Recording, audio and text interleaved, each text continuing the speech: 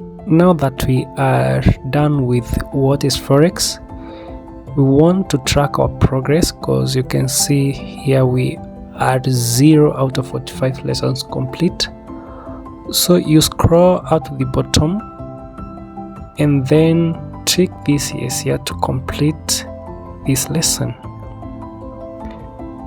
And that way you'll have tracked the progress, where we have covered at least one of the 44 lessons, and then we can move on to the next lesson. And our next lesson is what is traded in Forex. Alright, so what is actually traded in Forex? The simple answer is money, specifically different countries' currencies. Now, unlike other markets, you are not buying anything physical. Everything is digital. Think of it like this. When you buy a currency, you're basically betting on that country's economy.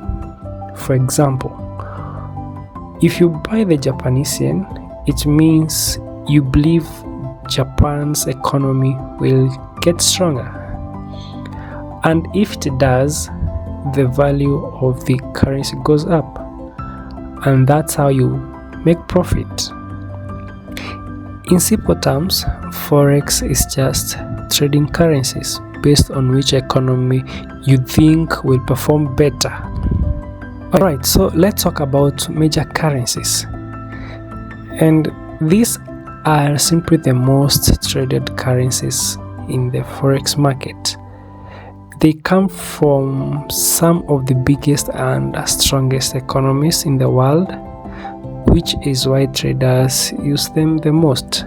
Now, different traders define them slightly differently, but to keep things simple, we can think of 8 main currencies as the majors.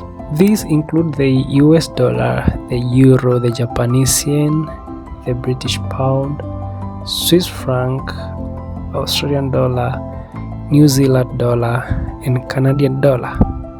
So, in simple terms, major currencies are just the most popular and widely traded currencies in Forex. Moving forward, now let's understand currency symbols. In Forex, every currency is represented by 3-letter code. The first 2 letters represent the country, and the last letter represents the currency itself. For example, the New Zealand dollar, you see the NZ stands for New Zealand and the D stands for dollar. These codes are part of global standard called ISO, which is just a system used to name currencies worldwide. So currency codes are just short ways of identifying a country's money. Now, a quick fact: the US dollar actually has a lot of nicknames. You've probably heard buck, but there are other like Benjamins, cash, or even bread. These are just slang terms people use to refer to the US dollar in everyday conversations. So in simple terms, all these names still mean the same, the US dollar. So that is all on what is traded in Forex. We can go ahead and complete the lesson by clicking this button here, and then we can move to the next. So let me see you in this other one. Cheers.